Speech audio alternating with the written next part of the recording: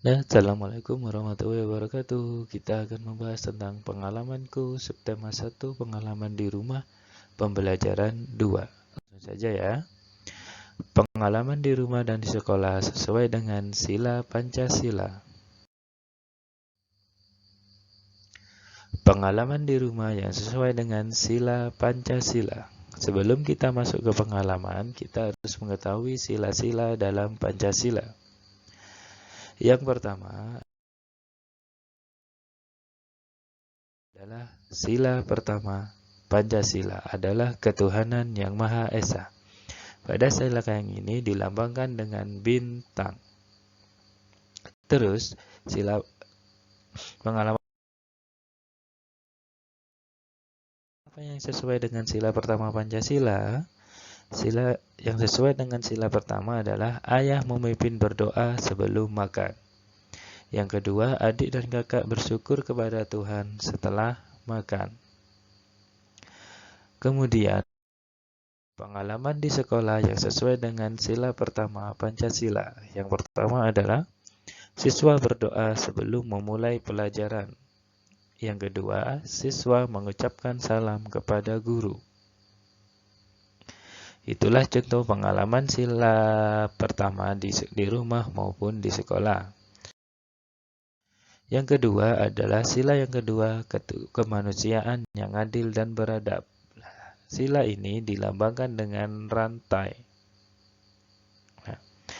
Pengalaman di rumah yang sesuai dengan sila kedua Pancasila.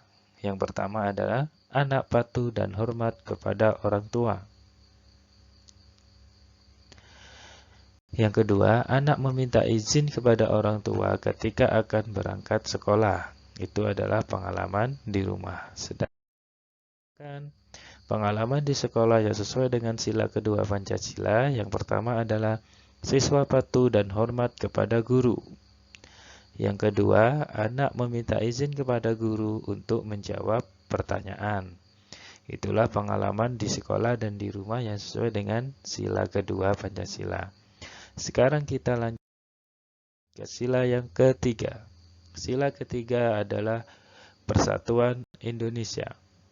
Sila ini dilambangkan dengan pohon beringin. Pengalamannya sesuai dengan sila ketiga di rumah adalah kakak membuat sarapan bersama ayah, ibu, dan adik. Contoh yang kedua adalah kakak dan ayah bekerja sama dengan rukun mencuci mobil.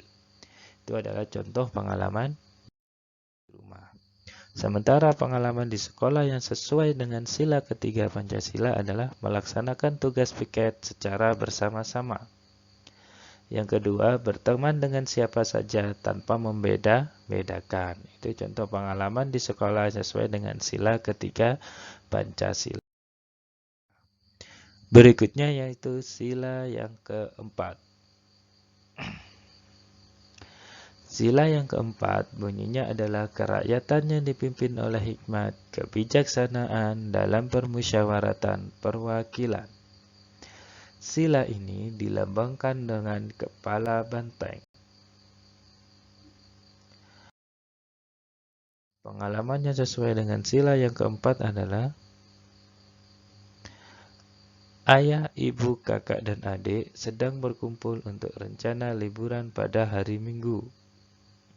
Sementara contoh yang kedua, adik bilang kalau liburan pada hari Minggu ingin pergi ke pantai. Itu adalah pengalaman di rumah yang sesuai dengan sila keempat Pancasila. Kemudian pengalaman di sekolah yang sesuai dengan sila keempat Pancasila. Contohnya adalah siswa kelas 2 memilih ketua kelas dengan cara bermusyawarah. Ini contoh yang kedua adalah semua siswa harus menerima siswa yang telah terpilih menjadi ketua kelas. Itu adalah contoh pengalaman di sekolah dan di rumah sesuai dengan sila keempat Pancasila. Kemudian sila yang terakhir atau sila yang kelima adalah keadilan sosial bagi seluruh rakyat Indonesia. Sila ini dilambangkan dengan padi dan kapas.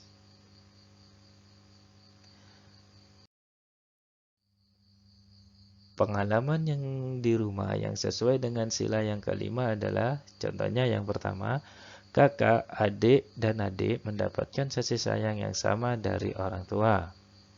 Yang kedua, ibu membagikan kue kepada kakak dan adik sama besar. Itu adalah contoh pengalaman sila kelima di rumah. Sedangkan pengalaman di sekolah yang sesuai dengan sila kelima Pancasila adalah, yang pertama, bersikap adil kepada semua teman di sekolah. Yang kedua, tidak bersikap sombong kepada teman di sekolah. Ini adalah contoh pengalaman di sekolah yang sesuai dengan sila kelima Pancasila. Berikutnya kita masuk ke pelajaran bahasa Indonesia, muatan pelajaran bahasa Indonesia. Beni bersyukur karena guci tidak pecah. Beni meminta maaf kepada ayahnya. Pernahkah kamu melakukan kesalahan? Apa yang dilakukan setelah itu? Apakah kamu pernah meminta maaf? Nah, cobalah kalau memang kamu pernah melakukan kesalahan, pastikan kamu meminta maaf dengan sopan. Perhatikan percakapan antara ayah dan Beni. Beni, ayah. Beni meminta maaf. Ayah, meminta maaf tentang apa? Beni, karena Beni kurang hati-hati. Oh, iya nak, ayah maafkan. Beni lain kali harus hati-hati ya. Beni, iya ayah. Ayah, ayo main kuda-kudaan lagi.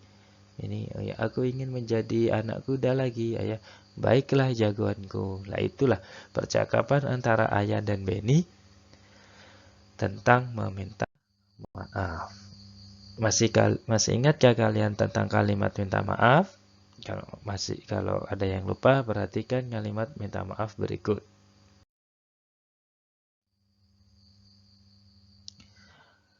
Aura, maaf ya, aku datang terlambat. Tadi ada nenek-nenek yang perlu bantuan untuk menyeberang jalan, kata Zafran.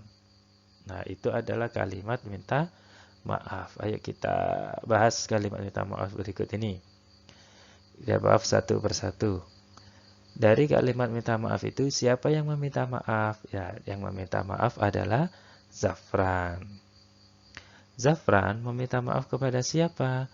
Zafran meminta maaf kepada Aura. Mengapa Zafran meminta maaf? Karena Zafran datang terlambat. Jadi kesimpulannya adalah, kalimat minta maaf tersebut maknanya adalah Zafran meminta maaf kepada Aura karena datang terlambat. Tidak mengerti? Coba perhatikan kalimat minta maaf yang kedua. Di sini ada kalimat minta maaf, Ibu, aku minta maaf tidak sengaja memecahkan gelas ini, kata Indri. Ya. Yuk kita bahas satu persatu. Siapa yang meminta maaf? Yang meminta maaf adalah Indri. Indri meminta maaf kepada siapa? Indri meminta maaf kepada ibu. Mengapa Indri meminta maaf? Karena Indri tidak sengaja memecahkan gelas. Nah, jadi kesimpulannya, kalimat minta maaf tersebut maknanya adalah Indri meminta maaf kepada ibu karena tidak sengaja memecahkan gelas. Bagaimana anak-anak? Apa bisa dipahami penjelasannya sedikit? Jadi mudah-mudahan bisa dimengerti dan bisa bermanfaat buat kalian semua. Sampai di sini penjelasan dulu. Assalamualaikum warahmatullahi wabarakatuh.